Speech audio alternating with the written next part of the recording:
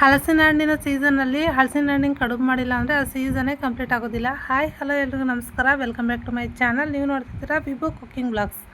ನಾನಿವತ್ತು ಒಂದು ಸಾಂಪ್ರದಾಯಿಕ ಸ್ವೀಟ್ ರೆಸಿಪಿನ ನಿಮ್ಮ ಜೊತೆ ಶೇರ್ ಮಾಡ್ಕೊಳ್ತಾ ಇದ್ದೀನಿ. ತುಂಬಾ ರುಚಿಯಾಗಿರುತ್ತೆ ಹಲಸಿನ ಹಣ್ಣಿನ ಕಡುಬು.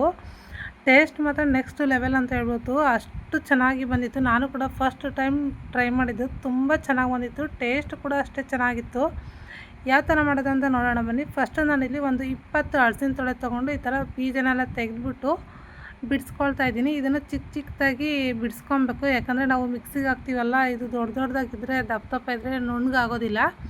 ಹಾಗಾಗಿ ಸ್ವಲ್ಪ ಚಿಕ್ಕದಾಗಿ ಈ ಥರ ಪೀಸ್ ಮಾಡ್ಕೊಳ್ತಾ ಇದ್ದೀನಿ. ಒಂದು 20 ತೊಳೆ ತೊಗೊಂಡಿದ್ದೀನಿ, ದಪ್ಪನಾಗಿರೋದು. ಸ್ವಲ್ಪ ಚಿಕ್ಕದಾದರೆ ಒಂದು 25-30 ತೊಗೊಳ್ಳಿ.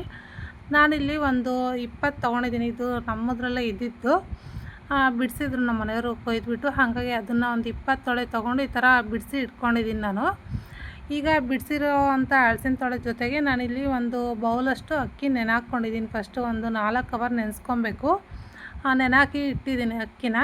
ಇವಾಗ ನಾನು ಬಿಡಿಸಿರೋ ಅಂಥ ಹಲಸಿನ ತೊಳೆ ಜೊತೆಗೆ ನಾನು ನೆನೆಸಿರೋ ಅಂಥ ಅಕ್ಕಿ, ಒಂದು 4 ಸ್ಪೂನ್ ತುಪ್ಪ ತೊಗೊಂಡಿದ್ದೀನಿ. ಜೊತೆಗೆ ಒಂದು 2 ಸ್ಪೂನ್ ಗಸಗಸೆ, ಹಾಗೆಯೇ ಒಂದು 3/4 ಬೌಲಷ್ಟು ತೆಂಗಿನಕಾಯಿ ತುರಿ, ಹಾಗೆಯೇ ಒಂದು ಚಿಕ್ಕ ಬೌಲಷ್ಟು ಬೆಲ್ಲ, ಜೊತೆಗೆ 4 ಏಲಕ್ಕಿ ತೊಗೊಂಡಿದ್ದೀನಿ. ಏಲಕ್ಕಿನ ಸಿಪ್ಪೆ ಸುಲಿದ್ಬಿಟ್ಟು ಇವಾಗ ನಾನು ಮಿಕ್ಸಿ ಜಾರ್ಗೆ ಹಾಕ್ಕೊಂಡು ಜೊತೆಗೆ ನೆನೆಸಿರೋಂಥ ಅಕ್ಕಿ ಹಾಕ್ಕೊಳ್ತಾ ಇದ್ದೀನಿ. ಅಕ್ಕಿ ರುಬ್ಬೋದಕ್ಕೆ ಜಾಸ್ತಿ ನೀರು ಹಾಕೋದು ಬೇಡ, ಒಂದು 2 ಸ್ಪೂನ್ ಹಾಕ್ಕೊಂಡ್ರೆ ಸಾಕು. ಹಾಕ್ಕೊಂಡು ಇದನ್ನು ಸ್ವಲ್ಪ ರವೆ ಹಂಗೆ ರುಬ್ಕೊಬೇಕು, ಜಾಸ್ತಿ ನೈಸಾಗಿ ರುಬ್ಬೋದು ಬೇಡ. ಸ್ವಲ್ಪ ರವೆ ಹಂಗೆ ರುಬ್ಕೊಂಡು ಅದ್ರ ಜೊತೆಗೇ ನಾನು ತೆಗೆದು ಇಟ್ಕೊಂಡಿದ್ನಲ್ಲ, ಅದನ್ನು ಕಾಯಿ ತುರಿ ಹಾಕ್ಕೊಳ್ತಾ ಇದ್ದೀನಿ. ಕಾಯಿ ತುರಿ ಹಾಕ್ಬಿಟ್ಟು ಇದು ಕೂಡ ಸ್ವಲ್ಪ ಒಂದು 2 ಸರಿ ತಿರುಗಿಸ್ಕೊಂಡ್ರೆ ಸಾಕು, ಜಾಸ್ತಿ ನೈಸಾಗಿ ರುಬ್ಬೋದು ಬೇಡ. ಸ್ವಲ್ಪ ತರ್ತರಂಗಿದ್ರೆ ಚೆನ್ನಾಗಿರುತ್ತೆ. ಹಾಗಾಗಿ ಇವಾಗ ರುಬ್ಬಿರೋ ಅಂಥ ಅಕ್ಕಿ ಮತ್ತು ಕಾಯಿ ತುರಿ ಹಾಕ್ಕೊಂಡು ರುಬ್ಕೊಂಡಿದ್ನಲ್ಲ, ಅದನ್ನು ಒಂದು ಬೌಲ್ಗೆ ಹಾಕ್ಕೊಳ್ತಾ ಇದ್ದೀನಿ. ಹಾಕ್ಬಿಟ್ಟು ಇವಾಗ ಅದೇ ಜಾರ್ಗೆ ಬಿಡಿಸಿರೋ ಅಂಥ ಹಲಸಿನ ತೊಳೆ ಹಾಕ್ಕೊಳ್ತಾ ಇದ್ದೀನಿ. ಇದನ್ನು ಕೂಡ ನೈಸಾಗಿ ರುಬ್ಕೊಳ್ಬೇಕು.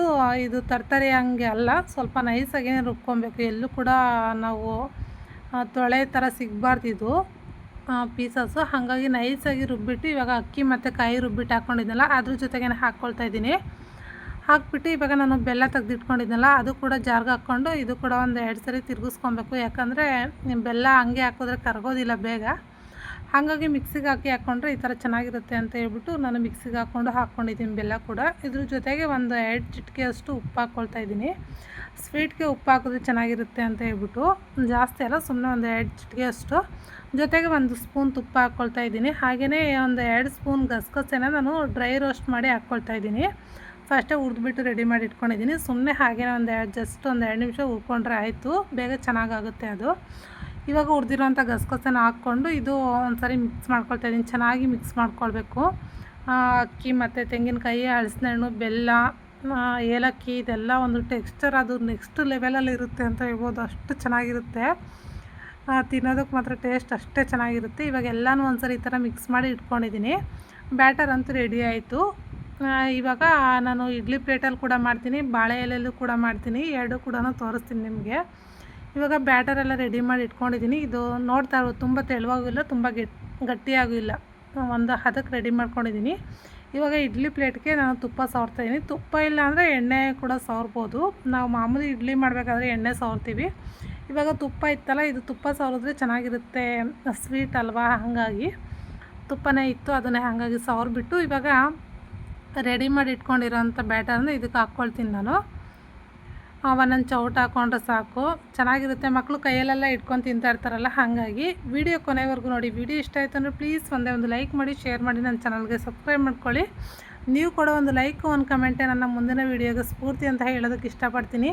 ಹಾಗೆಯೇ ಈ ಹಲಸಿನ ಹಣ್ಣಿನ ಸೀಸನ್ ಮುಗಿಯೋಷ್ಟರಲ್ಲಿ ನೀವು ಕೂಡ ಒಂದ್ಸರಿ ಟ್ರೈ ಮಾಡಿ ನೋಡಿ, ಹೇಗೆ ಬಂದಿತ್ತು ಅಂತ ಹೇಳ್ಬಿಟ್ಟು ಕಮೆಂಟ್ ಮಾಡಿ. ನೀವು ಮಾಡೋಂಥ ಕಮೆಂಟು ನನಗೂ ಕೂಡ ಸ್ಫೂರ್ತಿ ಆಗುತ್ತೆ ಅಂತ ಹೇಳ್ಬೋದು. ನೀವು ಕಮೆಂಟ್ ಮಾಡಿದ್ರೆ ನನಗೂ ಕೂಡ ಸ್ವಲ್ಪ ಪಾಸಿಟಿವ್ ಆಗಿ ಇರುತ್ತೆ. ನೆಕ್ಸ್ಟ್ ವೀಡಿಯೋ ಮಾಡೋದಕ್ಕೆ ಜನ ನೋಡ್ತಾವ್ರಲ್ವ, ನನಗೂ ಕೂಡ ಸಪೋರ್ಟ್ ಮಾಡ್ತಾರೆ ಅನ್ನೋ ಒಂದು ಖುಷಿ ಇರುತ್ತೆ. ಹಾಗಾಗಿ ಇವಾಗ ನಾನು ಇಡ್ಲಿ ಪ್ಲೇಟ್ಗೆ ಹಾಕ್ಬಿಟ್ಟು ಅದನ್ನು ಇಡ್ಲಿ ಪಾತ್ರೆಗೆ ಒಂದು ಸ್ವಲ್ಪ ನೀರು ಹಾಕ್ಕೊಂಡು ಪ್ಲೇಟ್ ಇಟ್ಟಿದ್ದೀನಿ. ಜೊತೆಗೆ ಇವಾಗ ಒಂದು ಬಾಳೆ ಎಲೆ ತೊಗೊಂಡಿದ್ದೀನಿ. ಬಾಳೆ ಎಲೆ ಎಳೆದು ತೊಗೊಂಡಿದ್ದೀನಿ ನಾನು. ಸ್ವಲ್ಪ ಬಲ್ತಿರೋದಾದರೆ ಸ್ವಲ್ಪ ಬಿಸಿ ಮಾಡ್ಕೊಳ್ಳಿ, ಹೆಂಚು ಮೇಲೆ ಇಟ್ಬಿಟ್ಟು, ಒಡೆದೋಗೋದಿಲ್ಲ. ಇವಾಗ ನಾನು ಬಾಳೆ ಎಲೆ ತುಪ್ಪ ಸವರ್ಬಿಟ್ಟು ಅದಕ್ಕೆ ಒಂದು 4 ಸ್ಪೂನ್ ಹಾಕ್ಕೊಳ್ತಾ ಇದ್ದೀನಿ ಈ ಥರ ಚೌಟಲ್ಲಿ, ಚಿಕ್ಕ ಚೌಟಲ್ಲಿ ಹಾಕ್ಕೊಂಡು ಇದು ಕೂಡ ಫೋಲ್ಡ್ ಮಾಡಿ ಇಡ್ಲಿ ಪಾತ್ರೆಗೇ ಇಟ್ಟರಾಯಿತು. ಇಡ್ಲಿ ಪ್ಲೇಟಲ್ಲಿ ಮಾಡಿದ್ರೆ ಚೆನ್ನಾಗಿರುತ್ತೆ, ಮಕ್ಳಿಗೆಲ್ಲ ಕೈಯಲ್ಲಿ ಇಟ್ಕೊಂಡು ತಿನ್ನೋದಕ್ಕೆ, ಓಡಾಡ್ಕೊಂಡು ತಿಂತಾರಲ್ಲ. ಹಾಗಾಗಿ ಟ್ರೆಡಿಷ್ನಲಾಗಿ ಬೇಕು ಅಂತಂದರೆ ಈ ಥರ ಬಾಳೆ ಎಲೆಗೆ ಹಾಕ್ಕೊಂಡು ಒಂದ್ಸರಿ ಟ್ರೈ ಮಾಡಿ, ಚೆನ್ನಾಗಿರುತ್ತೆ ಇದು ಕೂಡ. ಇದೆಲ್ಲ ಸ್ವಲ್ಪ ರಿಸ್ಕ್ ಅನಿಸುತ್ತೆ, ಇಡ್ಲಿ ಪ್ಲೇಟ್ಗಾದರೆ ಈಸಿಯಾಗಿ ಆಗುತ್ತೆ. ಹಾಗಾಗಿ ಈ ಥರ ಬಾಳೆ ಎಲೆಗೆ ಹಾಕಿ ಇಡ್ಲಿ ಪ್ಲೇಟ್ಗೆ ಇಡ್ತಾಯಿದ್ದೀನಿ. ಮೇಲ್ಗಡೆ ಒಂದು ತಳಕ್ಕೊಂದು ಪ್ಲೇಟ್ ಇಟ್ಬಿಟ್ಟು ಮತ್ತೆ ಮೇಲ್ಗಡೆ ಇನ್ನೊಂದು ಪ್ಲೇಟ್ ಇಟ್ಟು ಅದ್ರ ಮೇಲೆ ಬಾಳೆ ಎಲೆಗೆ ಹಾಕಿ ಇಟ್ಟು ಇವಾಗ ಗ್ಯಾಸ್ ಆನ್ ಮಾಡಿ ಗ್ಯಾಸ್ ಮೇಲೆ ಇಟ್ಟುಬಿಟ್ಟು ಇದು ಇಡ್ಲಿ ಪಾತ್ರೆನ ಒಂದು 25 ಮಿನಿಟ್ಸ್ ಬೇಯಿಸ್ಕೊಂಡಿದ್ದೀನಿ. ಮಾಮೂಲಿ ಇಡ್ಲಿ ಆದರೆ ನಾವು ಒಂದು 15 ನಿಮಿಷ ಬೇಯಿಸ್ಕೊಳ್ತೀವಿ. ಇದನ್ನು ಒಂದು 25 ಮಿನಿಟ್ಸ್ ಬೇಯಿಸ್ಕೊಂಡ್ರೆ ಚೆನ್ನಾಗಿರುತ್ತೆ. ಇದು ಸ್ವೀಟ್ ಚೆನ್ನಾಗಾಗಿತ್ತು, ತುಂಬಾ ಟೇಸ್ಟಿಯಾಗಿತ್ತು.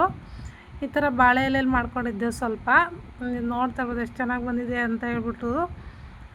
ನಾವು ಕಡಲೆ ಬೀಜದ ಬರ್ಫಿ ಎಲ್ಲ ಮಾಡ್ತೀವಲ್ಲ, ಅದೇ ಥರ ಮೆತ್ತಗೆ ತುಂಬಾ ಚೆನ್ನಾಗಿತ್ತು. ಕೈಗೆಲ್ಲೂ ಅಂಟ್ಕೊಳ್ತಾ ಇರಲಿಲ್ಲ, ತುಂಬಾ ಚೆನ್ನಾಗಿ ಬಂದಿತ್ತು. ಟೇಸ್ಟ್ ಮಾಡಿದೆ ನಾನು ಕೂಡ, ತುಂಬಾ ಚೆನ್ನಾಗಿ ಬಂದಿತ್ತಲ್ವ. ಟೇಸ್ಟ್ ಮಾತ್ರ ನಿಜಕ್ಕೂ ಅಲ್ಟಿಮೇಟ್ ಅಂತ ಹೇಳ್ಬೋದು, ಅಷ್ಟು ಚೆನ್ನಾಗಿ ಬಂದಿತ್ತು. ನೀವೊಂದ್ಸರಿ ಕಂಪಲ್ಸರಿ ಟ್ರೈ ಮಾಡಿ, ತುಂಬಾ ಚೆನ್ನಾಗಿ ಬರುತ್ತೆ. ಇವಾಗ ನಾನು ಇಡ್ಲಿ ಪ್ಲೇಟ್ಗೆ ಹಾಕಿದ್ನಲ್ಲ, ಅವು ಕೂಡ ತೆಗಿತಾ ಇದ್ದೀನಿ. ಎಲ್ಲೂ ಕೂಡ ಅಂಟ್ಕೊಂಡಿಲ್ಲ, ಒಂದು ಕೂಡ ತುಂಬ ಚೆನ್ನಾಗಿ ಬಂದವು. ಸ್ವಲ್ಪ ಕೂಡ ಅಂಟಿಲ್ಲ, ಆ ಥರ ಬಂದಿದ್ವು. ಮಕ್ಳಿಗೆಲ್ಲ ಕೈಯಲ್ಲಿ ಇಟ್ಕೊಂಡು ತಿಂತಾರೆ ನನ್ನ ಮಕ್ಕಳು ಅಂತ ಹೇಳ್ಬಿಟ್ಟು ಅವರು ಪ್ಲೇಟ್ಗೆ ಹಾಕ್ಕೊಳಲ್ಲ, ಮನೆಯೆಲ್ಲ ಓಡಾಡ್ಕೊಂಡು ತಿಂತಾಯಿರ್ತಾರೆ. ಹಾಗಾಗಿ ನಾನು ಈ ಥರ ಸ್ವಲ್ಪ ಮಾಡಿದ್ದೆ, ಇಡ್ಲಿ ಪ್ಲೇಟ್ಗೆ ಹಾಕ್ಬಿಟ್ಟು. ನನ್ನ ಮಕ್ಕಳು ಹೇಳ್ತಾಯಿದ್ರು, ನಮ್ಮ ಮನೆಯವ್ರು ಕೂಡ ಹೇಳಿದ್ರು ತುಂಬ ಚೆನ್ನಾಗಿ ಬಂದಿದೆ ಅಂತ ಹೇಳ್ಬಿಟ್ಟು. ಮತ್ತು ನಾನು ಫಸ್ಟ್ ಒಂದು ದಿಬ್ಬೆ ತೆಕ್ಕೊಂಡು ನೆಕ್ಸ್ಟ್ ಇನ್ನೊಂದು ದಿಬ್ಬೆಗೆ ಇಟ್ಟಿದ್ದೆ. ಇತ್ತಲ್ಲ ಇನ್ನೂ ಸ್ವಲ್ಪ ಬ್ಯಾಟರ್ ಅಂತ ಹೇಳ್ಬಿಟ್ಟು ಇವಾಗ ಅದನ್ನು ಕೂಡ ತೆಗಿತಾ ಇದ್ದೀನಿ. ನಾನು ಗ್ಯಾಸ್ ಆನ್ ಮಾಡಿ ಆಫ್ ಮಾಡಿ ಹಿಂದೆನೇ ತೆಗಿಯೋದಿಲ್ಲ, ನಾನು ಒಂದು 5 ನಿಮಿಷ ಬಿಟ್ಬಿಟ್ಟು ತೆಗಿತೀನಿ. ಬಿಟ್ಟಾಗ ಇದೆಲ್ಲ ಸ್ವಲ್ಪ ಕುಂಬ್ರಕೊಂಡಂಗೆ ಆಗಿರುತ್ತೆ, ಚೆನ್ನಾಗಿ ಬರುತ್ತೆ, ಅಂಟ್ಕೊಳ್ಳೋದಿಲ್ಲ, ಚೆನ್ನಾಗಿ ಬೆಂದಿರ್ತವೆ ಅಂತ ಹೇಳ್ಬಿಟ್ಟು. ಇವಾಗ ನೋಡ್ತಾ ಇರ್ಬೋದು ಬಾಳೆ ಎಲೆಗೆ ಇಟ್ಟಿದ್ದೀನಿ, ತೆಗಿತಾ ಇದ್ದೀನಿ. ಎಷ್ಟು ಚೆನ್ನಾಗಿ ಬಂದಿದೆ ಅಂತ ಹೇಳ್ಬಿಟ್ಟು. ಬಾಳೆ ಎಲೆ ಮೇಲೆ ಈ ಥರ ಕೈಯಲ್ಲಿ ಇಟ್ಕೊಂಡ್ರೆ ಅದು ಜಾರು ಹೋಗ್ತಾಯಿತ್ತು, ತುಪ್ಪ ಬೇರೆ ಸವರಿದ್ನಲ್ಲ. ಹಾಗಾಗಿ ನಮ್ಮ ಮನೆಯವರು ಹೇಳ್ತಾಯಿದ್ರು ತುಂಬ ಚೆನ್ನಾಗಿ ಬಂದಿದೆ ಅಂತ ಹೇಳ್ಬಿಟ್ಟು. ಫಸ್ಟ್ ಟೈಮ್ ಮಾಡಿದ್ದು ನಾನು ಕೂಡ. ನೋಡ್ತಾ ಇರ್ಬೋದು ಎಷ್ಟು ಚೆನ್ನಾಗಿ ಬಂದಿದೆ ಅಲ್ವಾ. ಇವಾಗ ನಾನು ಪ್ಲೇಟ್ಗೆ ಹಾಕೊಳ್ಳೋಣ ಅಂತ ಹೇಳ್ಬಿಟ್ಟು ಹಾಕ್ಕೊಳ್ತಾ ಇದ್ದೀನಿ. ಫಸ್ಟು ಒಂದು 3 ಬಾಳೆ ಎಲೆಗೆ ಇಟ್ಟಿದ್ದೆ, ಮತ್ತು ಇನ್ನೂ ಸ್ವಲ್ಪ ಇತ್ತಲ್ಲ ಅಂತ ಹೇಳ್ಬಿಟ್ಟು ಬಾಳೆ ಎಲೆ ಸ್ವಲ್ಪ ದೊಡ್ಡದು ತೊಗೊಂಡು ಅದರಲ್ಲಿ ಕಟ್ ಮಾಡಿ ಇಟ್ಟಿದ್ದೆ ಬಾಳೆ ಎಲೆಗೆ. ಇವಾಗ ತುಪ್ಪ ಹಾಕ್ಕೊಳ್ತಾ ಇದ್ದೀನಿ. ತುಪ್ಪ ಹಾಕ್ಕೊಂಡು ತಿಂತಾಯಿದ್ರೆ ನಿಜಕ್ಕೂ ತುಂಬಾ ಚೆನ್ನಾಗಿರುತ್ತೆ.